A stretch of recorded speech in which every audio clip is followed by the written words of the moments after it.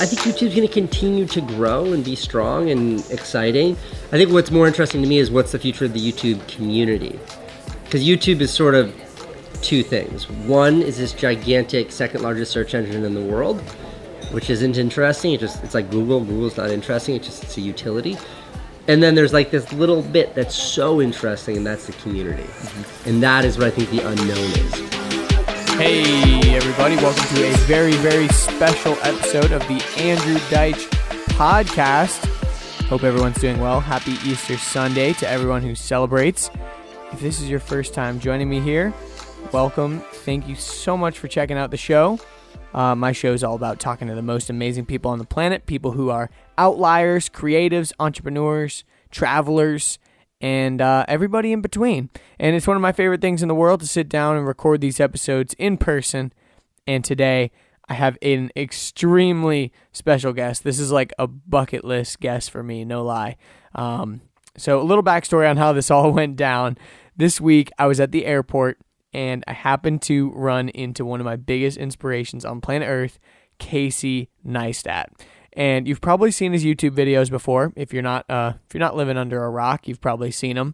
He really blew up a couple of years ago when he started daily vlogging, and his videos are viewed literally millions of times a day. It's crazy. And he's recently been in the news because he left his company Beam. He's been mysteriously missing from YouTube for a couple of weeks. And he's actually been streaming on Twitch, which is really fascinating. If you don't know about Twitch, it's a gaming platform. So I, of course, wanted to talk to him about that. But anyways, like I said, ran into him at the airport. He had a flight to catch in about 20 minutes, but I knew I could not pass up the opportunity. And I had my recording equipment with me. So I just straight up asked him if it was cool if we did a quick podcast while he was waiting. And to my surprise, he actually agreed. And he was really cool about it. I didn't want to talk to him about the same old stuff that everyone already knows, like asking him, oh, so how'd you grow up, blah, blah, blah. You can find that on the internet elsewhere.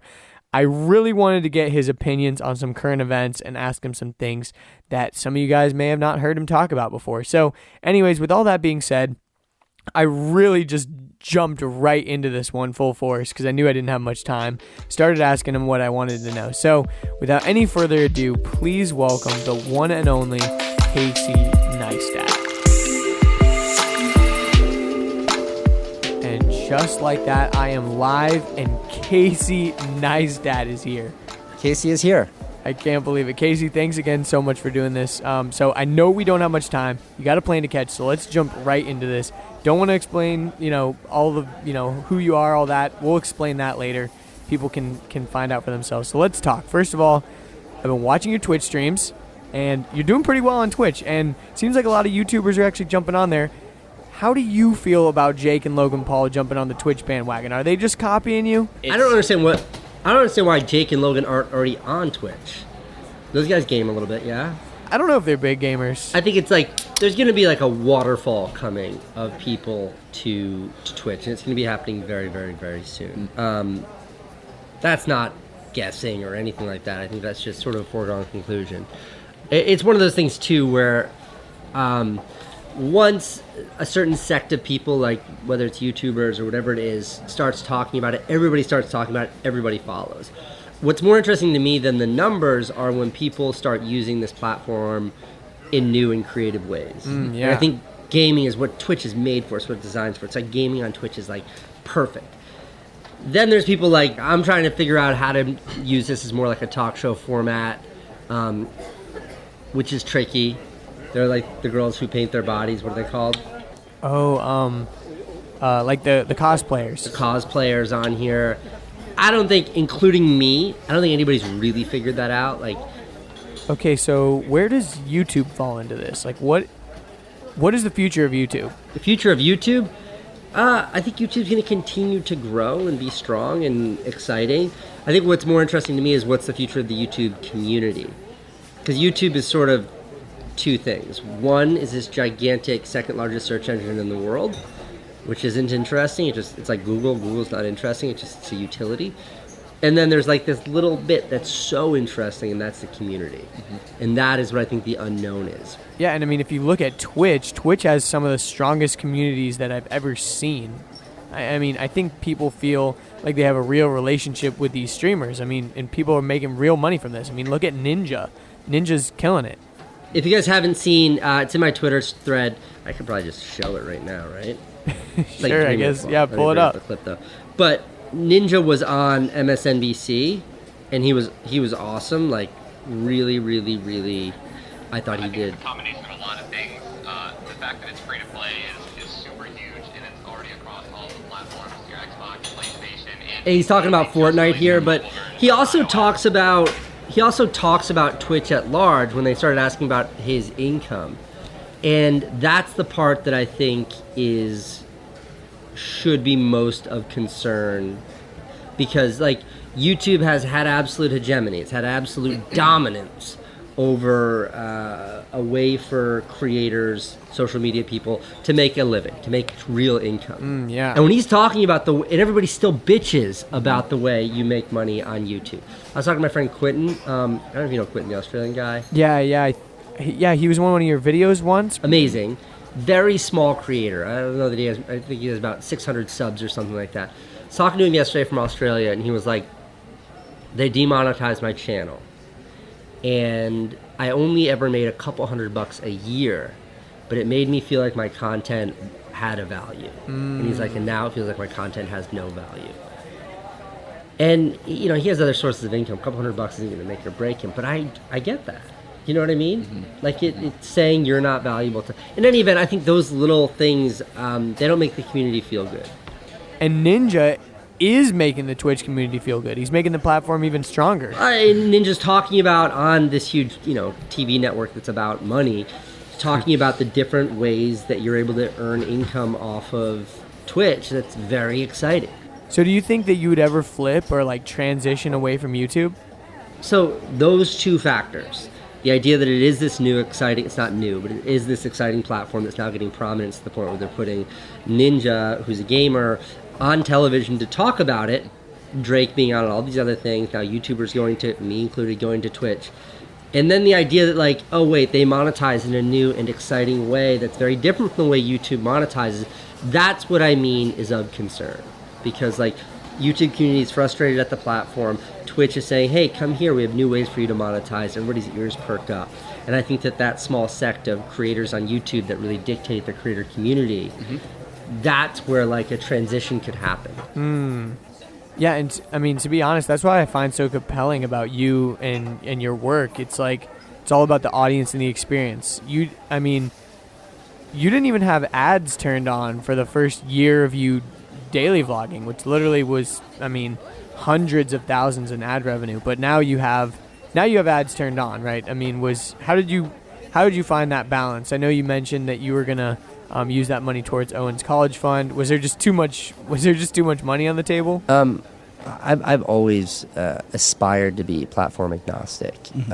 I've always said I am only loyal to my audience. I have no loyalty to a platform. I love YouTube, but if my audience is not on YouTube, I'm going to go to wherever my audience is.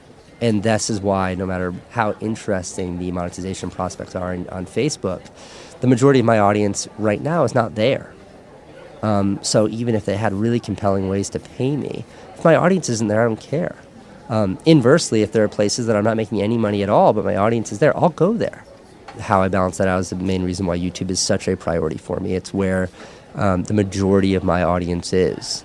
So what you see me doing on Facebook, what you see me doing on Twitch, what you see me doing on Instagram and places like that, it's experimental. It's to see like how does the audience respond to stuff here versus what you would see me doing and you have seen me doing on a platform like YouTube, which is a much more committed, consistent respect for both the audience, the content, and the platform. All right, so let's talk about your YouTube channel. You've been a little MIA for the past month or so, and you've been alluding to the fact that you're going to be full steam ahead, making a lot of changes to your channel very soon. What is up? When can we expect new Casey videos? Because, me personally, I've been craving some good old Casey videos for a long time. First week of April, YouTube channel, like, ground up, all content fresh, all content consistent. Like, so would you call this a relaunch? Relaunch is such a strong way to say it, but completely accurate. my YouTube channel for the first 5 years was a place where I'd put one video every 2 or 3 weeks. And then I launched the vlog. And it completely radically changed the channel. And everybody was like, what is this? Like, this isn't what this channel was. And everybody freaked out. I would say what's next is equal to that. You're being very cryptic here. I don't mean to be cryptic, but it's just very hard for me to start to explain any of the creative intent behind it without explaining all of it. So I'm just trying to keep it all kind of under wraps. But I do need this time between whatever my last terrible video I posted was and when it kicks off in early April. I need this time to figure it out. Like for me to keep making videos and then do something new, it just doesn't work practically. Like I can't parallel path that. The thinking is too alike.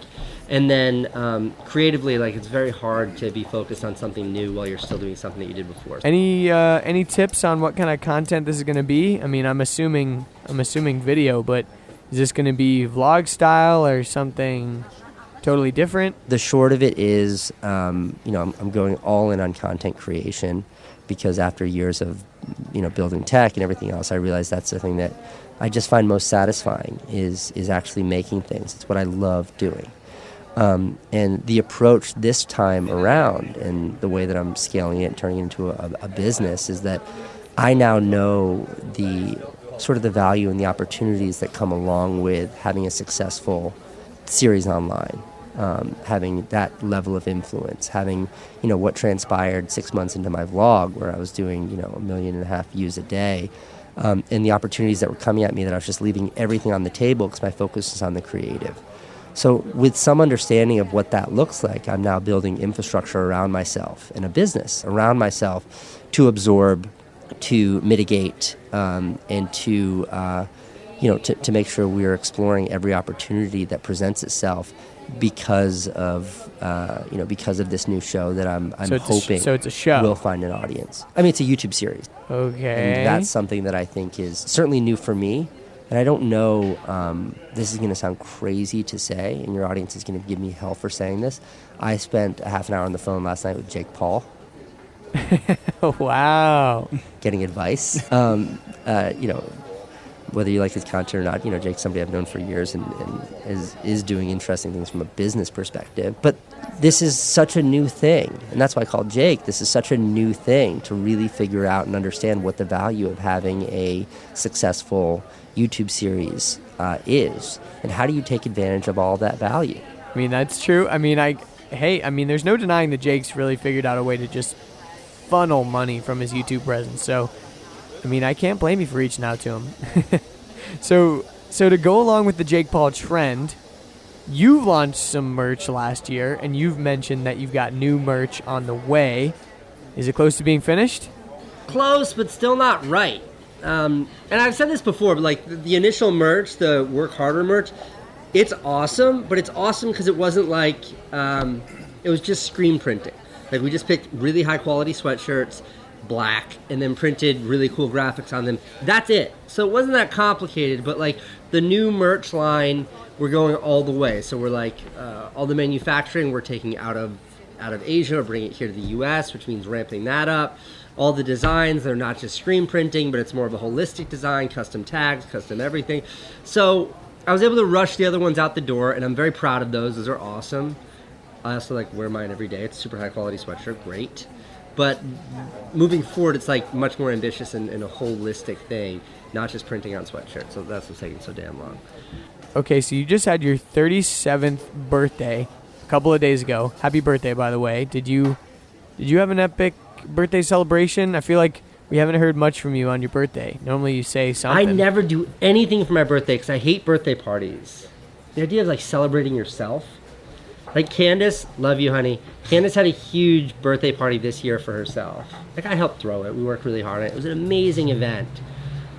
But I just couldn't imagine doing that for me. It just doesn't. It's whatever. Throw me a surprise party one of these years. But this year I'm doing something that I've never done before, which is like, I'm taking my high school buddies. We're going on a ski trip, but I've never like planned something special for my birthday. And that's why you're here right now, right? You guys are about to head out on your trip, but you used to do trips with Owen, right?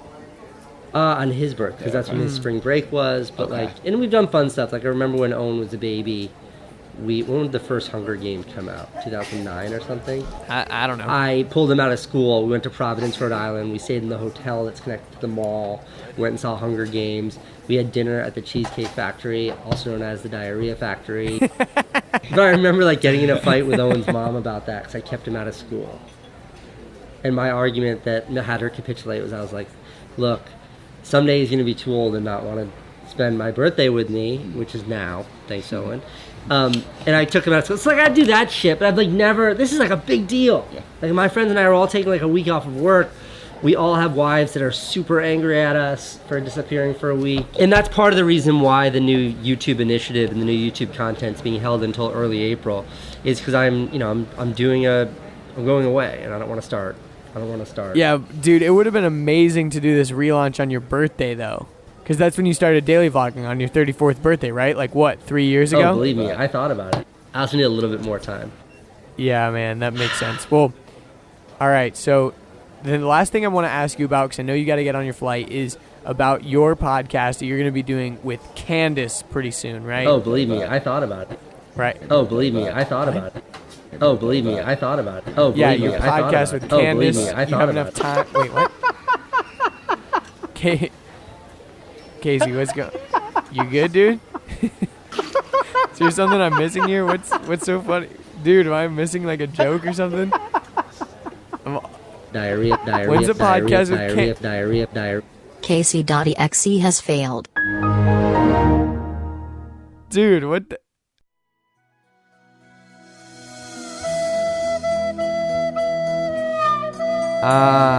The old April Fool's prank. I hope it wasn't too obvious.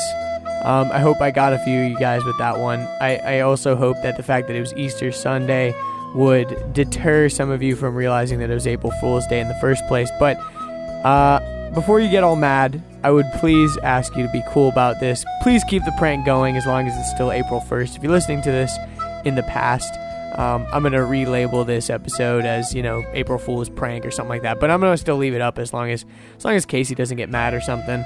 But obviously lots of people haven't heard the episode yet. So if you could go to my Instagram, my Twitter, Facebook, whatever, and share this post, comment how much you loved the episode, and basically just keep the prank going. Make it believable, say something funny about it, whatever it might be. But please don't spoil the joke, because it'll be really funny, I think, when more and more people start listening.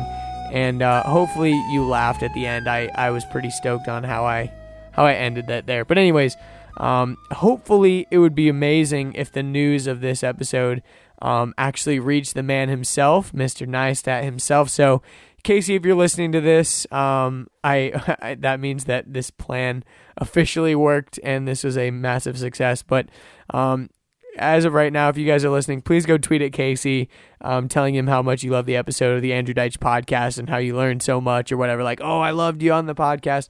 It's probably just going to confuse him at first if he even notices. But I think that's probably the best place we can make a splash, since I know Casey's pretty active on Twitter. So just go tag him and stuff and say you liked the podcast. But hey, Casey, if you're listening to this, I hope you're not mad at me. Hope that you respect the time that it took to throw all this together. If you're not mad at me, I would be completely honored to come to New York City and record a podcast with you sometime, a real one, not a fake one. So seriously, hit me up. I know you're busy with all the new content coming out this week, but I hope you had a happy birthday. And we can't wait to see your new show on YouTube. I'm going to be clicking that. I'm already subscribed to you, but I've got that bell notification turned on. I can't wait till the videos drop. So, in general, if you are listening to this right now, hopefully you're a fan of my podcast. If you haven't listened to any other episodes, the other episodes are not fake. They're real conversations that I have with amazing people. If you want to be a cool cat and support the show, best way to do that is to go to iTunes and rate this podcast 5 stars. Maybe leave me a little review saying what you like, what you don't like, all that kind of fun stuff. If you want to follow me, you can go to my website, andrewdeitch.com, and you can find all the links to my social media handles and accounts and all that good stuff. Also, you can sign up for my email list where I notify all of the lovely people on there when new episodes are coming out. I don't spam anybody. It's a fun time. And I like sending out those little emails. They're fun. It's like my hardcore homies. They like to get the emails. So thanks again for listening, everybody. Hope this was entertaining. By the way, just wanted to say that most of the audio from this episode was actually ripped from Casey's Twitch streams. So if you are not following Casey on Twitch and you enjoy Twitch, you should definitely be following Casey there. But anyways, hopefully I got a few of you to believe the prank. Hopefully it wasn't too obvious. And again, please go tweet at Casey. Tell him how much you love the episode. Please go to my Instagram, comment how much you love the episode. It'll be really, really funny. Hopefully we can have some goofs. Hopefully we can make a lot of people laugh. And of course, this is all done in hopefully harmless fun. And stay tuned for some more episodes. I actually have a special episode coming out tomorrow, which would be Monday, April 2nd. It is actually the anniversary of the first time I ever did a real podcast, and I will be releasing the podcast that was my first one ever.